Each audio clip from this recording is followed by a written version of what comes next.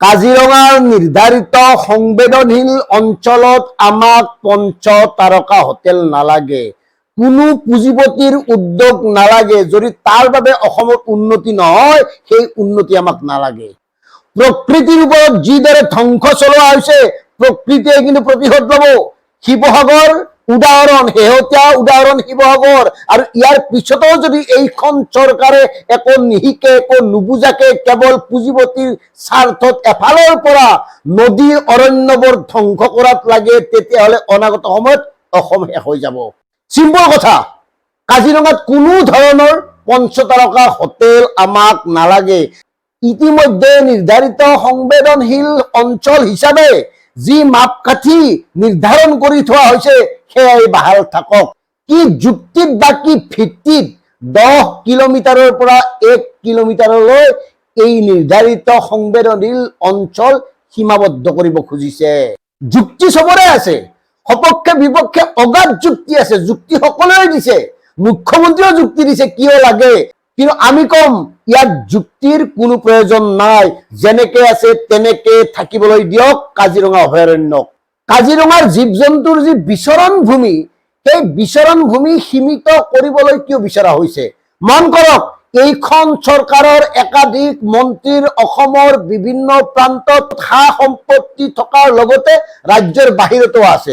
তেওঁলোকক চাৰিওফালে সম্পত্তি লাগে আৰু বন্যপ্ৰাণীখিনিক নিৰ্ধাৰিত অঞ্চল দিব, সেইখিনি অঞ্চলতহে তেওঁলোকে বিচৰণ কৰিব পাৰিব। কি আজব কাৰবাৰ, কি আজব কথা। আৰু মুখ্যমন্ত্ৰীয়ে যুক্তি দিছে 10 কিলোমিটাৰ হলে হেনো বহুত কিবা কিবি বন্ধ হৈ যাব, শোধনাগাৰ বন্ধ হৈ যাব। বন্ধ হৈছে নেকি? এতিয়ালৈকে কৰবাত বন্ধ হৈছে নেকি?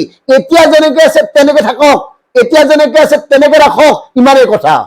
আৰু আমাৰ পৰিৱেশ কৰ্মীসকল, বিখ্যাত পৰিৱেশ কৰ্মীসকল ক'ত গ'ল তেওঁলোক? বিভিন্ন সংগঠন আছে, সংস্থা আছে, যিসকলে চৰকাৰী পুঁজি লৈ বিভিন্ন ধৰণৰ প্ৰকৃতিৰ কাম কৰি আছে, তেওঁলোকৰ মাতবোল ক'ত? ইতিমধ্যে অৰণ্য মাধৱ যাদৱ পায়েঙে তেখেতৰ স্পষ্ট মত প্ৰকাশ কৰিছে, কাজিৰঙা যেনেকে আছে তেনেকে ৰাখক। আনহাতে এগৰাকী যে বাইদেউ আছে, হাৰগিল্লা বাইদেউ, কাজিৰঙাত হাৰগিল্লা নাথাকে নেকি? গতিকে হাৰগিল্লা বাইদেউ পূৰ্ণিমা দেৱী বৰ্মন ক'ত? কিমান বঁটা লাগে আপোনালোকক? বঁটা বাহনৰ কাৰণে যদি আপোনালোকে এই ধৰণে প্ৰকৃতি ধ্বংসটো মৌন হৈ থাকে, তেতিয়াহ'লে এই আন্দোলনৰ প্ৰয়োজন কি? আনহাতে ৰাজ্যৰ বিভিন্ন জিলাত শ শ প্ৰকৃতিপ্ৰেমী সংগঠন আছে, তেওঁলোকৰ মাত কিয় নাই? কিয় প্ৰকৃতিক লৈ কিতাপ লিখা লেখকসকলৰ মাত নাই? কিয় নাট্যকাৰ সকলৰ মাত নাই? কিয় ঔপন্যাসিক সকলৰ মাত নাই? কিয় বুদ্ধিজীৱীৰ মাত নাই? কাৰো মাত নাই। যি মন যায় তাকে কৰি আছে এইখন চৰকাৰে। ইতিমধ্যে উন্নয়নৰ নামত অসমৰ লাখ লাখ হেক্টৰ অৰণ্য ধ্বংস কৰা হৈছে। তাৰ পিছত আকৌ কাজিৰঙাৰ ওপৰত এই দৃষ্টি কিয়? কাজিৰঙাখন সুৰক্ষিত কৰাৰ দায়িত্ব অসমবাসীৰ। কাজিৰঙা সুৰক্ষিত হবই লাগিব।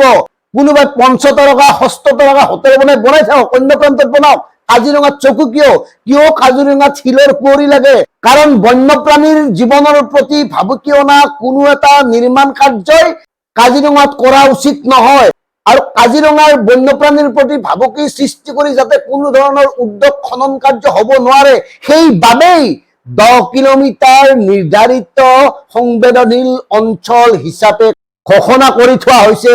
এতিয়া সুপ্ৰিম কোৰ্টৰ কথা কৈ ইয়াত লাভ নাই। সুপ্ৰিম কোৰ্টে মিনিমামৰ কথা কৈছে, মিনিমাম। মেক্সিমামৰ কথা কিমান কৈছে? মেক্সিমামৰ কথাখিনি গুৰুত্ব দিয়ক। কাৰণ আপোনালোকে যুক্তিৰ খাতিৰত কেৱল নিম্নতম সীমাৰ কথা কৈছে, মেক্সিমাম সীমা ক'ত সেই কথাটো কওক। কিমানলৈকে থাকিব লাগে সেই কথাবোৰ জনাওক। কিমান কম থকা উচিত, তাতকৈ কিমান বেছি থাকিব লাগে সেই কথাখিনি জনাওক। গতিকে আমাৰ ডিকেবি ফেক্টৰ স্পষ্ট কথা, কাজিৰঙাক বচাব লাগিব। কাজিৰঙাক বচোৱাৰ বাবে প্ৰতিটো জাতীয় দল সংগঠনে একত্ৰিত হৈ ইয়াৰ বিৰুদ্ধে যুদ্ধ ঘোষণা কৰিব লাগিব। কাজিৰঙাত কোনো ধৰণৰ 5 তাৰকা হোটেল অসমবাসীক নালাগে। কাজিৰঙাত কোনো ধৰণৰ বৃহৎ উদ্যোগ আমাক নালাগে। আৰু কাজিৰঙাৰ স্থায়ী লোকসকলে কোৱা বুলি যে কৈছে, আজি যে মুখ্যমন্ত্ৰী ডাঙৰীয়া সকাশে কেশৱ মহন্ত, বাওঁকাষে ৰণোজ পেগুক বহুৱাই কিছুমান যে যুক্তি দিছে, কেশৱ মহন্ত, ৰণোজ পেগু, স্থানীয় লোকসকলক সোধক। এনেই আপোনালোকে ক'লেই নহ'ব, আপোনালোকৰ চৰিত্ৰ আমি জানো। আপোনালোকে ক'ত কেনেকে হয়বৰ দিয়ে আমি জানো, অসমবাসীয়ে জানে। গতিকে স্থানীয় লোকসকলে সঁচাকৈ যদি কাজিৰঙাখন সংকীৰ্ণ কৰি, চমু কৰি, নষ্ট কৰি, ধ্বংস কৰি জীৱন জীয়াব খুজিছে, তেতিয়াহ'লে তেওঁলোকে স্পষ্টভাৱে কওক। মন্ত্ৰীৰ কথাত আমি বিশ্বাস নকৰো। কথা ইমানেই। ধন্যবাদ। জয় অসম, ছেফ কাজিৰঙা।